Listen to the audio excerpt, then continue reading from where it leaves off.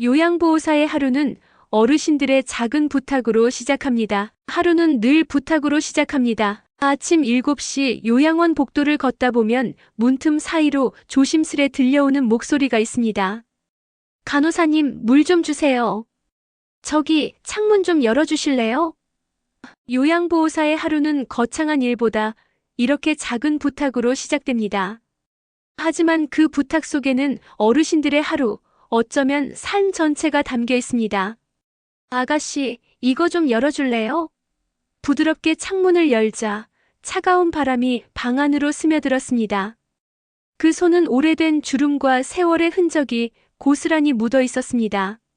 그분은 창밖을 잠시 바라보다가 조용히 말씀하셨습니다. 내 남편이 저 길 건너를 매일 걸어 다녔지.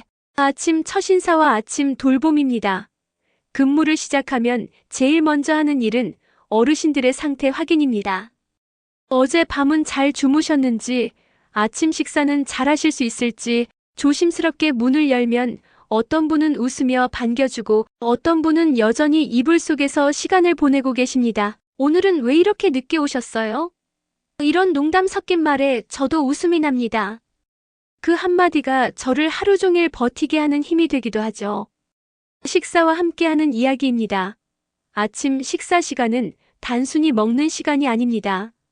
어르신들은 식사 중에 젊은 시절 이야기, 가족 이야기, 옛 고향 얘기를 풀어놓으십니다. 어떤 날은 돌아가신 남편 얘기에 눈시울을 붉히기도 하고 어떤 날은 우리 딸이 이번 주에 온다는 말에 얼굴이 환해지기도 합니다. 이야기를 들어드리는 것, 그것도 요양보호사의 중요한 역할입니다.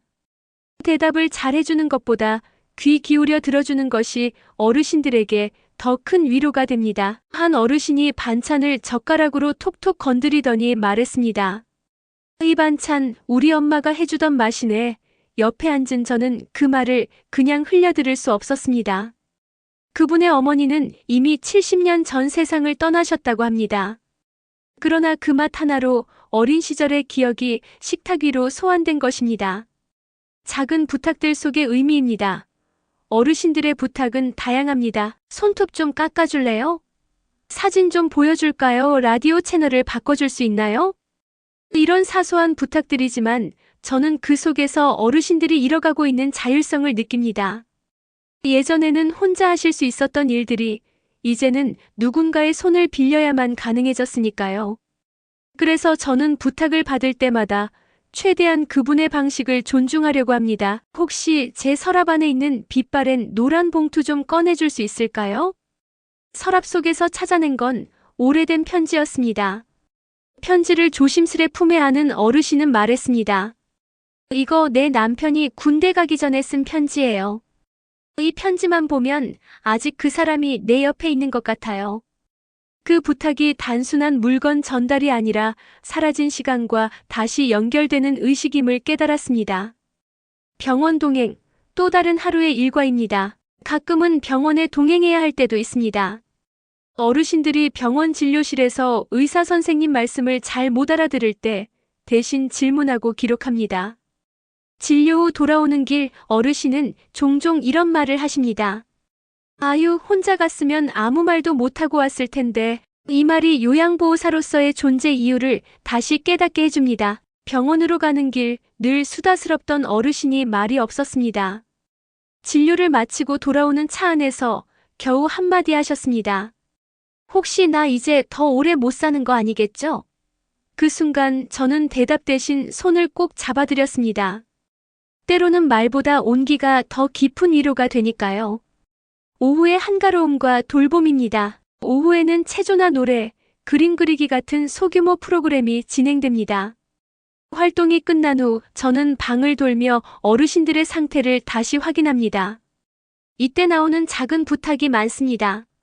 사진 액자 먼지 좀 닦아줄래요? 오늘은 커튼을 조금만 더 걷어줘요. 그 부탁들을 들어주는 순간 어르신들의 얼굴에 번지는 작은 미소가 참 소중합니다. 오후 프로그램이 끝나고 한 어르신이 제 손목을 잡았습니다. 혹시 오늘 퇴근 늦게 할 수 있어요? 이유를 묻자 그분은 조심스럽게 말했습니다. 아까 전화했는데 우리 아들이 오늘 온다고 하네요. 혹시 못 오면 혼자 있기 싫어서요. 하지만 저녁이 다 되어도 그 아들은 오지 않았습니다. 저는 그날 퇴근하지 않고 어르신과 창가에 앉아 별을 봤습니다. 아들 대신 제가 왔잖아요. 그분은 말없이 제 손을 꼭 잡으셨습니다. 저녁 준비와 하루 마무리입니다. 저녁 식사가 끝나면 약을 챙겨드리고 방 온도를 조절하고 잠자리를 정리합니다. 어르신들은 하루를 마무리하며 이런 말을 종종 하십니다. 오늘 하루도 수고했어요. 짧은 한마디지만 마음 깊이 남습니다. 감정의 무게입니다. 요양보호사로 일하다 보면 정서적으로 힘든 순간도 많습니다. 어르신이 갑자기 건강이 악화되거나 오래 보시던 분이 세상을 떠나기도 합니다. 그럴 때마다 마음이 무겁지만 다음날 또 웃는 얼굴로 어르신들을 맞이합니다. 그게 이 일을 오래 할 수 있는 유일한 방법이기도 합니다. 요양보호사의 하루를 버티게 하는 힘입니다. 이 직업의 보람은 거창하지 않습니다. 작은 부탁을 들어주고 그 부탁 속에서 웃음과 안정을 찾아드리는 것이 전부입니다. 하지만 그 소소함이 쌓여 어르신들에게는 하루를 살아가는 힘이 됩니다. 저녁 무렵 한 어르신이 작은 목소리로 말했습니다. 오늘 하루 나한텐 당신이 가족이었어요. 그 말 한마디에 하루의 피로가 사라졌습니다. 작은 부탁의 의미입니다. 저는 매일 어르신들의 작은 부탁을 들으며 하루를 시작하고 마칩니다. 그 부탁 속에는 삶의 이야기가 담겨 있고 그 이야기를 함께 나누는 것이 제 하루입니다. 요양보호사의 하루는 힘들지만 그 안에는 사람 냄새와 따뜻함이 있습니다. 어르신들의 작은 부탁은 단순한 심부름이 아닙니다. 그 속에는 기억과 외로움, 그리고 살아있음을 확인받고 싶은 마음이 담겨 있습니다. 저는 그 부탁들을 들어주며 하루하루 그분들의 하나뿐인 가족이 되어갑니다.